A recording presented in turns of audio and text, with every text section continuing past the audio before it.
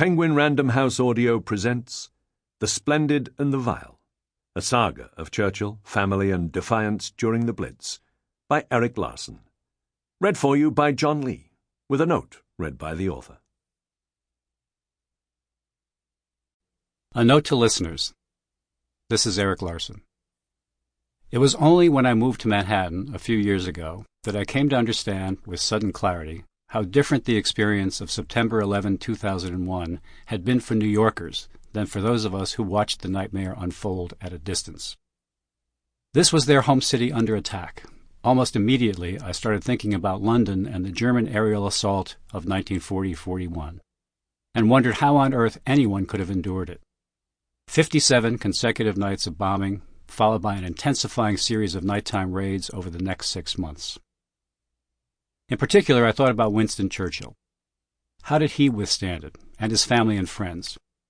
What was it like for him to have his city bombed for nights on end, and to know full well that these air raids, however horrific, were likely only a preamble to far worse, a German invasion from the sea and sky, with parachutists dropping into his garden, panzer tanks clanking through Trafalgar Square, and poison gas wafting over the beach where once he painted the sea?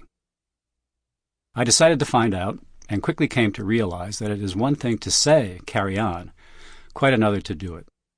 I focused on Churchill's first year as Prime Minister, May 10, 1940 to May 10, 1941, which coincided with the German air campaign as it evolved from sporadic, seemingly aimless raids to a full-on assault against the City of London. The year ended on a weekend of Vonnegutian violence, when the quotidian and the fantastic converged to mark what proved to be the first great victory of the war. What follows is by no means a definitive account of Churchill's life. Other authors have achieved that end, notably his indefatigable but alas not immortal biographer Martin Gilbert, whose 8-volume study should satisfy any craving for the last detail. Mine is a more intimate account that delves into how Churchill and his circle went about surviving on a daily basis. The dark moments and the light, the romantic entanglements and debacles, the sorrows and laughter, and the odd little episodes that reveal how life was really lived under Hitler's tempest of steel. This was the year in which Churchill became Churchill, the cigar-smoking bulldog we all think we know, when he made his greatest speeches and showed the world what courage and leadership looked like. Although at times it may appear to be otherwise, this is a work of nonfiction. Anything quoted comes from some form of historical document, be it a diary, letter, memoir, or other artifact. Any reference to a gesture, gaze, or smile, or any other facial reaction comes from an account by one who witnessed it. If some of what follows challenges what you have come to believe about Churchill in this era, may I just say that history is a lively abode full of surprises. Erik Larson, Manhattan, 2020. Bleak Expectations. No one had any doubt that the bombers would come. Defense planning began well before the war, though the planners had no specific threat in mind. Europe was Europe. If past experience was any sort of guide, a war could break out anywhere, anytime. Britain's military leaders saw the world through the lens of the Empire's experience in the previous war, the Great War, with its mass slaughter of soldiers and civilians alike, and the first systematic air raids of history, conducted over England and Scotland using bombs dropped from German Zeppelins. The first of these occurred on the night of January 19th, 1915, and was followed by more than 50 others, during which giant dirigibles drifting quietly over the English landscape dropped 162 tons of bombs that killed 557 people. Since then, the bombs had grown bigger and deadlier, and more cunning, with time delays and modifications that made them shriek as they descended. One immense German bomb, a 13-foot, 4,000-pounder named Satan, could destroy an entire city block. The aircraft that carried these bombs had grown larger as well, and faster, and flew higher, and were thus better able to evade home front defences.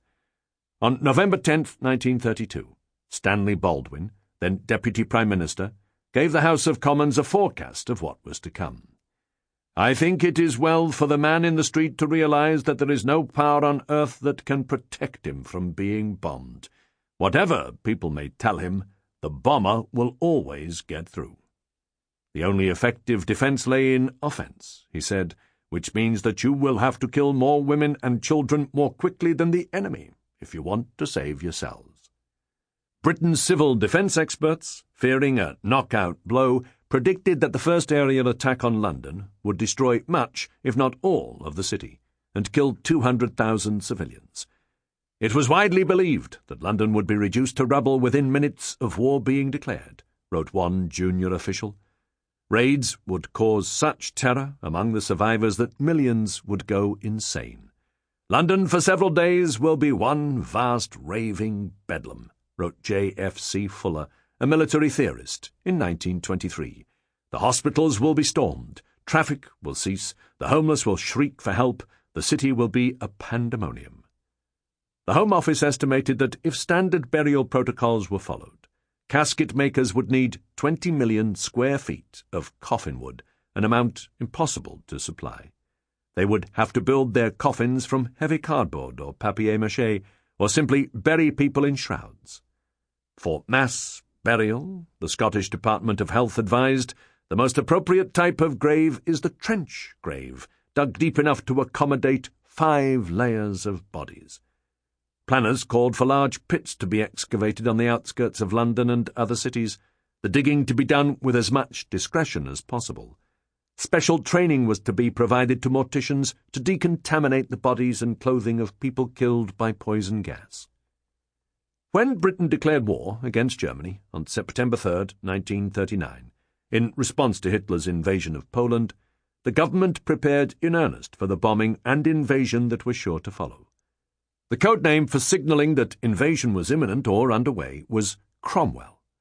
The Ministry of Information issued a special flyer, beating the invader, which went out to millions of homes. It was not calculated to reassure. Where the enemy lands, it warned, there will be most violent fighting. It instructed readers to heed any government advisory to evacuate. When the attack begins, it will be too late to go. Stand firm. Church belfries went silent throughout Britain. Their bells were now the designated alarm, to be rung only when Cromwell was invoked and the invaders were on their way. If you heard bells, it meant that parachute troops had been sighted nearby. At this, the pamphlet instructed, disable and hide your bicycle and destroy your maps. If you owned a car, remove distributor head and leads and either empty the tank or remove the carburetor. If you don't know how to do this, find out now from your nearest garage. Towns and villages took down street signs and limited the sale of maps to people holding police-issued permits. Farmers left old cars and trucks in their fields as obstacles against gliders laden with soldiers. The government issued 35 million gas masks to civilians who carried them to work and church, and kept them at their bedsides. London's mail boxes received a special coating of yellow paint that changed colour in the presence of poison gas. Strict blackout rules so darkened the streets of the city that it became nearly impossible to recognise a visitor at a train station after dark. On moonless nights, pedestrians stepped in front of cars and buses and walked into light stanchions and fell off curbs and tripped over sandbags. Suddenly, everyone began paying attention to the phases of the moon. Bombers could attack by day, of course, but it was thought that, after dark, they would be able to find their targets only by moonlight.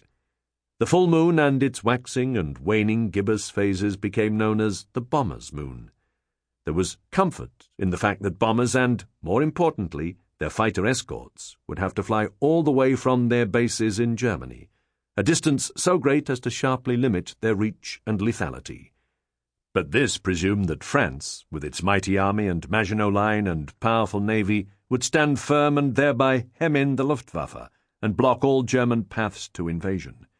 French endurance was the cornerstone of British defensive strategy. That France might fall was beyond imagining. The atmosphere is something more than anxiety, wrote Harold Nicholson, soon to become Parliamentary Secretary at the Ministry of Information, in his diary on May 7, 1940. It is one of actual fear. He and his wife, the writer Vita Sackville-West, agreed to commit suicide rather than be captured by German invaders. There must be something. Sample complete. Ready to continue?